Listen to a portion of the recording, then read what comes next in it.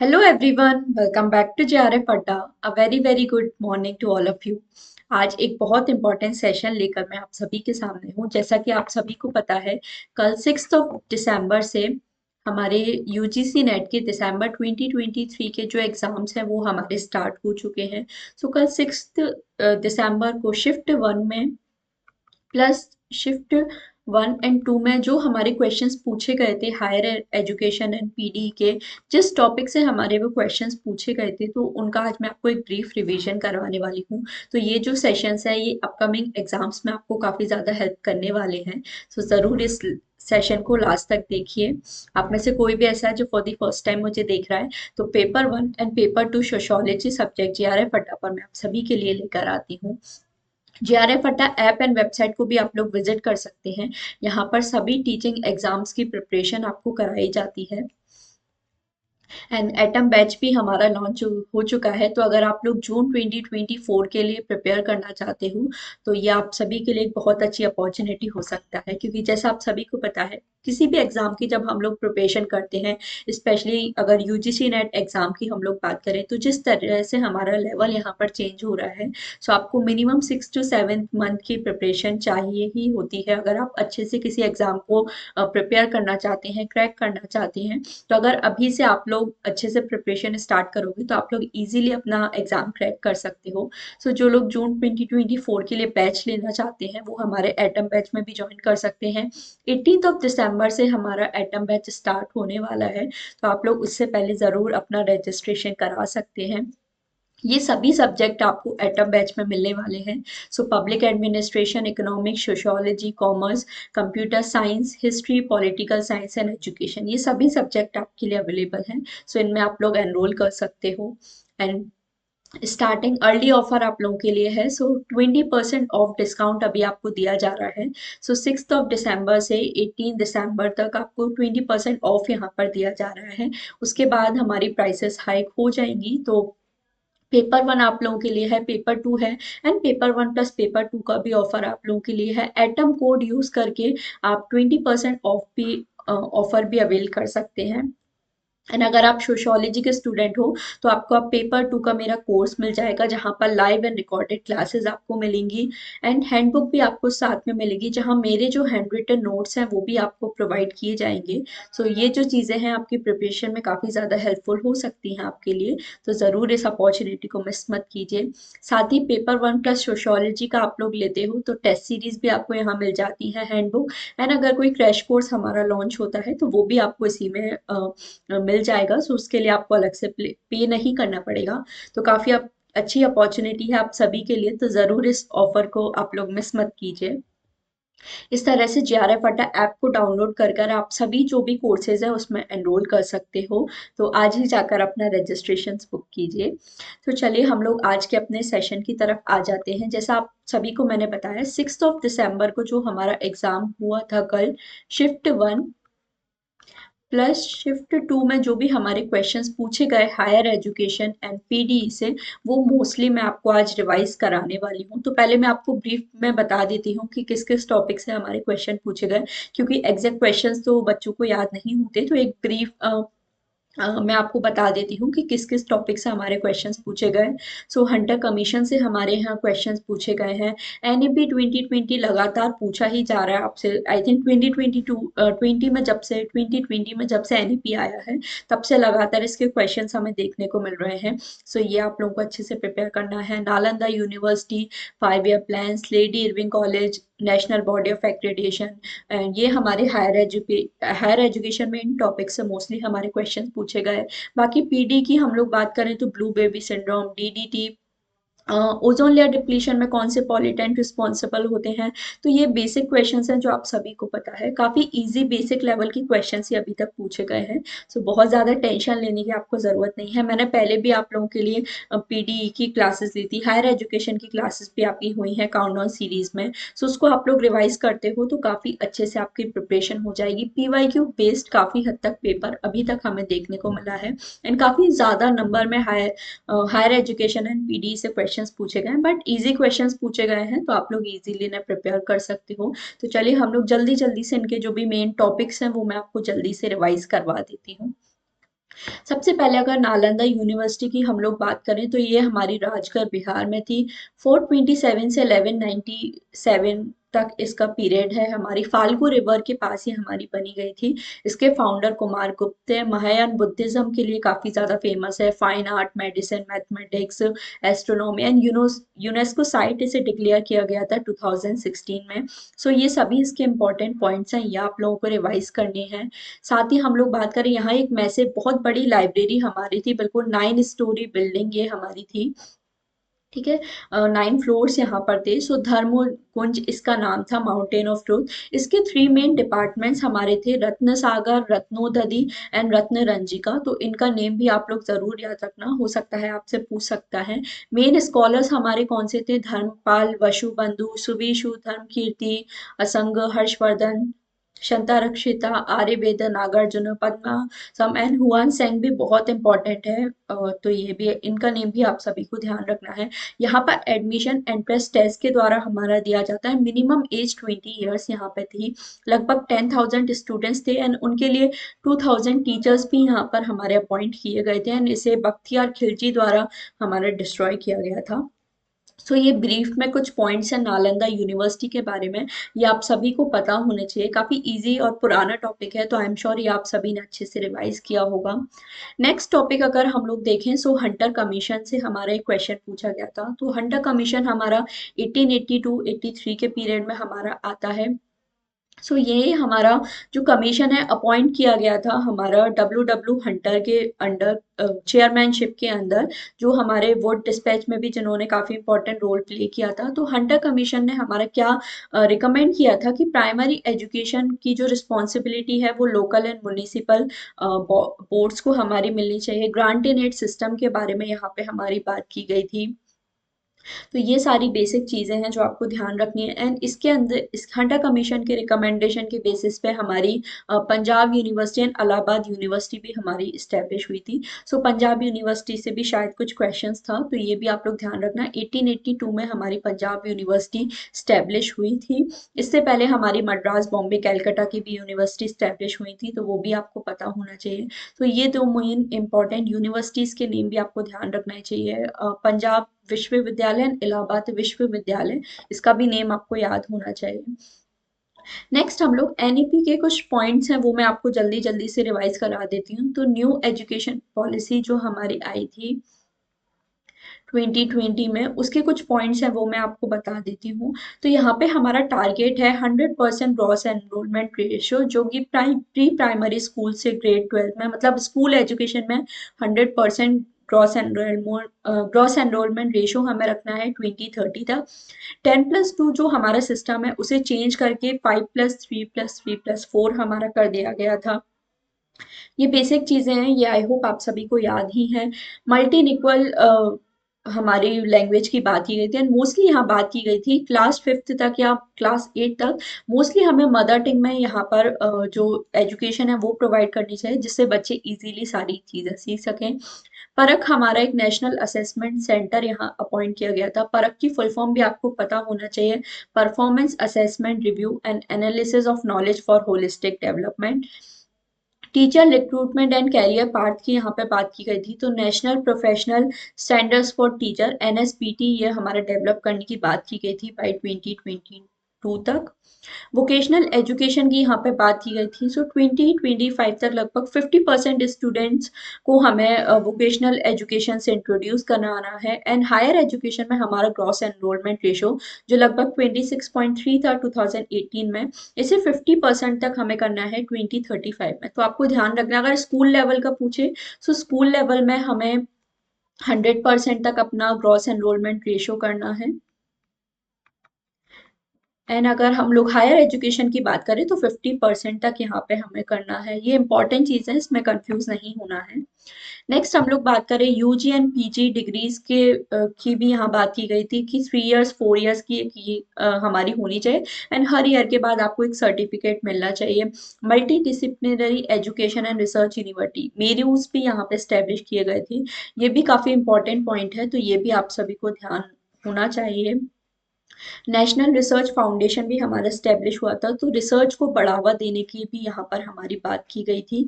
ये भी आपको पता होना चाहिए।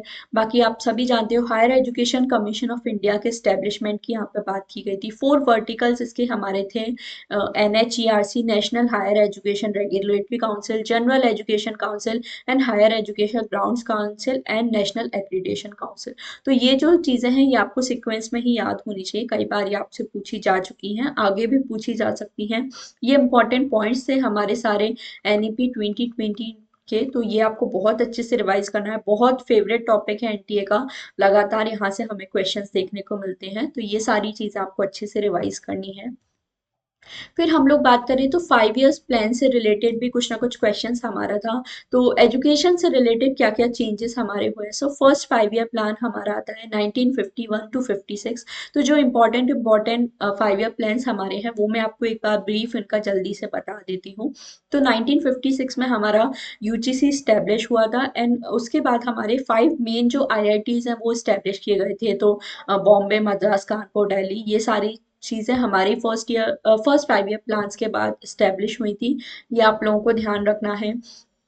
सेकेंड 5 ईयर प्लान्स में हमारा जो एनरोलमेंट रेशियो है उसको एक तरह से बढ़ाने की बात की गई थी। स्टैंडर्ड्स को इम्प्रूव करने की यहाँ पे हमारी स्कूल एजुकेशन, यूनिवर्सिटी एजुकेशन के जो स्टैंडर्ड हैं उनको इम्प्रूव करने की यहाँ पे बात की गई थी सेकेंड 5 ईयर प्लान में।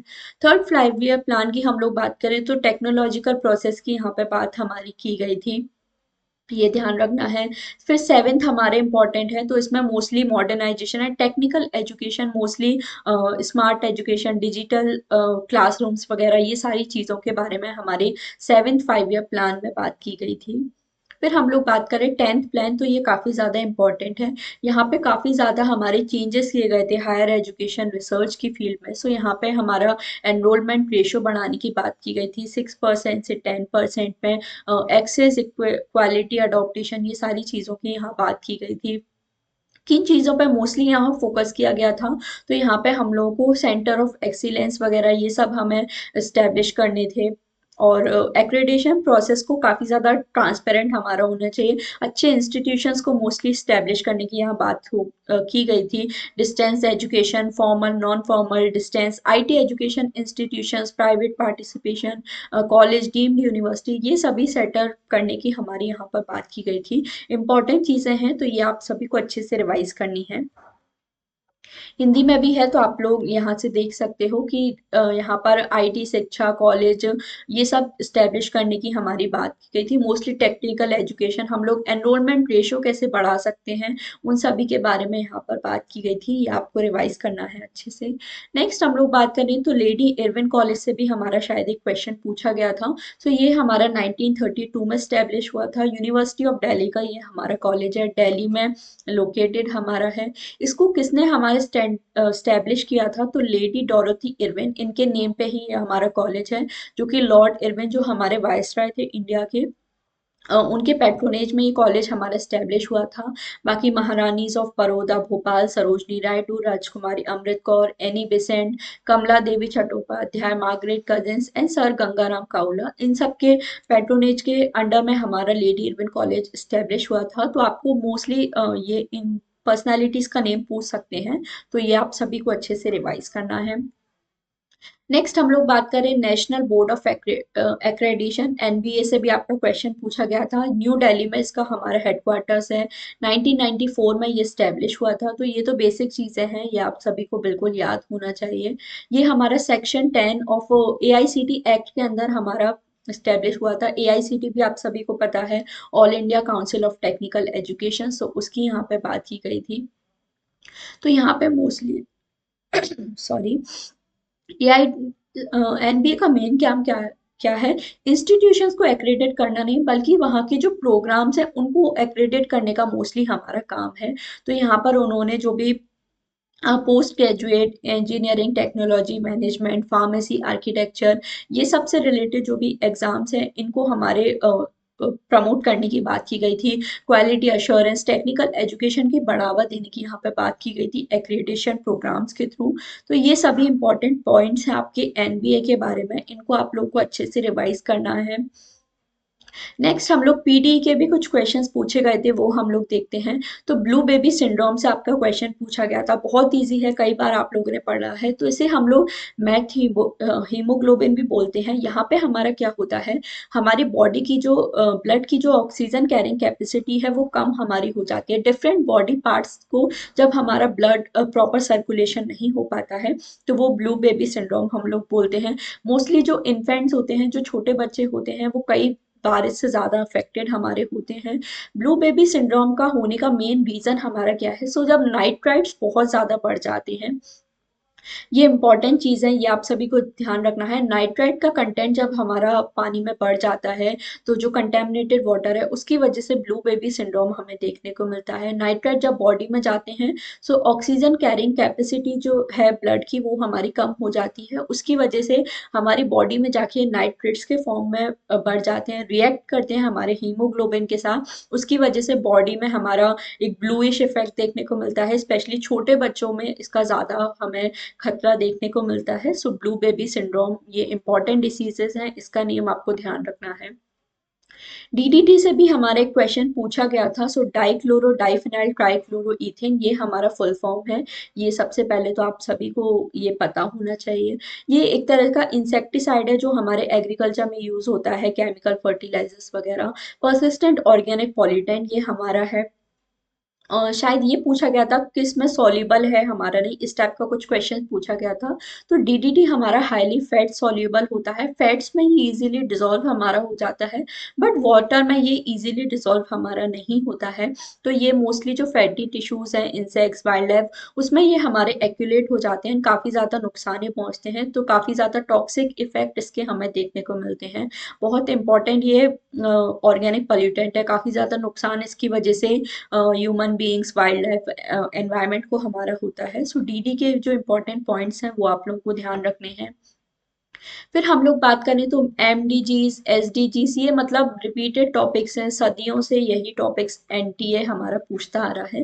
तो ये भी आप लोग एक बार ब्रीफली रिवाइज करके जाइए, क्योंकि ये काफ़ी स्कोरिंग टॉपिक है, तो इनमें आप लोग अच्छे से मार्क्स स्कोर कर सकते हो। तो आप सभी को पता है 8 एमडीजी गोल्स हमारे हैं, 2015 तक हमें अचीव करने का टारगेट है। ये हमारे 2030 में आते हैं। मोस्टली यहाँ पर poverty, hunger, disease, illiteracy, environmental degradation, इन सब चीज़ों के बारे में यहाँ पे हमारी बात की गई है।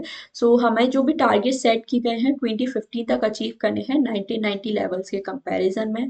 काफ़ी सारे यहाँ पे हेल्थ से डायरेक्टली रिलेटेड हैं, इनको आपको रिवाइज करना है। तो जो इंपॉर्टेंट टारगेट्स हैं हमारे एमडीजी गोल्स के, वो मैं आपको बता देती हूँ, क्योंकि टारगेट्स वगैरह से भी अब क्वेश्चन हमारे बनने लगे हैं। तो यहाँ पे फर्स्ट गोल हमारा है extreme hunger and poverty, eradicate extreme hunger and poverty. तो यहाँ पे 1990 लेवल से हमें जो भी हंगर का प्रपोर्शन है उसको हमें करना है। मिलेनियम डेवलपमेंट गोल हमारा 4 है, रिड्यूस चाइल्ड मॉर्टेलिटी। तो बाय 2/3 हमें जो चाइल्ड मॉर्टेलिटी रेट है उसे हमें कम करना है। गोल 5 हमारा है इम्प्रूव मैटरनल हेल्थ। तो हमें 3 क्वार्टर्स तक जो मैटरनल हेल्थ है, जो मैटरनल मोर्टेलिटी रेशो है, उसको हमें करना है। हमें बाय 2015 तक जो रिप्रोडक्टिव हेल्थ है उसका एक्सेस सभी जो फीमेल्स हैं उनके पास होना चाहिए।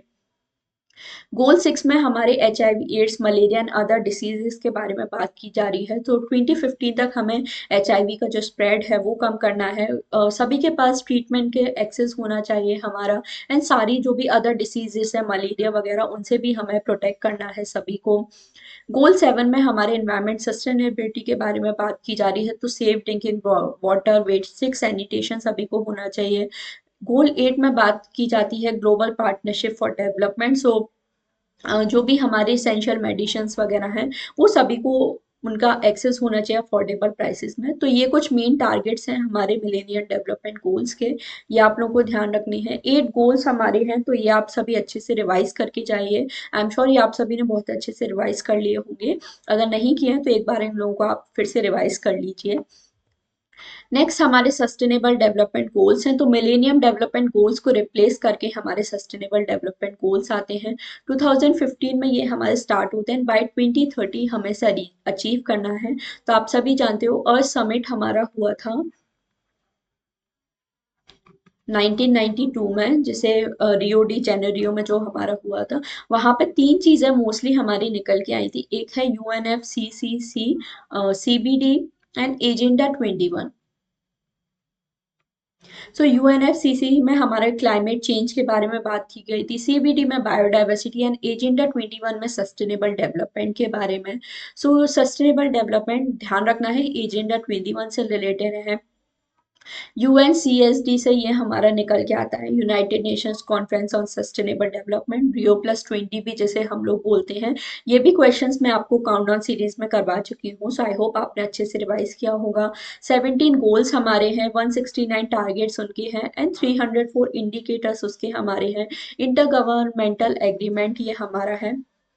बाय 2030 तक हमें जो भी टारगेट्स हैं इसके, वो हमें अचीव करने हैं। सो 17 ये सस्टेनेबल डेवलपमेंट गोल्स हमारे हैं, इनका आप लोग अच्छे से ज़रूर रिवीजन करके जाइए। ये बहुत अच्छे टॉपिक्स हैं, बहुत इजीली आप इसमें मार्क्स स्कोर कर सकते हो, तो इन टॉपिक्स को आपको बिल्कुल भी मिस नहीं करना है। सो आई होप आज की क्लास आप सभी को हेल्पफुल लगी होगी। कुछ ना कुछ हेल्प आप सभी को, ये जो टॉपिक्स मैंने आपको रिवाइज करा है, अपकमिंग एग्जाम्स में आपको डेफिनेटली इन टॉपिक से हेल्प मिलने वाली है। सो अच्छे से आप लोग रिवीजन करिए एंड और भी कोई अगर आपको हेल्प चाहिए है तो आप मुझे कमेंट करके बता सकते हो। एंड क्लास आपको हेल्पफुल लगे या नहीं वो भी आप लोग मुझे कमेंट करके बता सकते हो। वीडियो पसंद आए तो वीडियो को लाइक और शेयर भी ज़रूर कर देना। तो इसी तरह से जो नेक्स्ट एग्जाम होंगे उनके भी कुछ ना कुछ एनालिसिस मैं डेफिनेटली आप लोगों के लिए ट्राई करूंगी कि उन टॉपिक्स का भी मैं आपको रिवीजन कराऊं। तो बिल्कुल चैनल के साथ जुड़े रहिए। चैनल पे फर्स्ट टाइम आए हैं तो चैनल को सब्सक्राइब भी कर दीजिए। So that's all for today. Thank you so much for joining the session.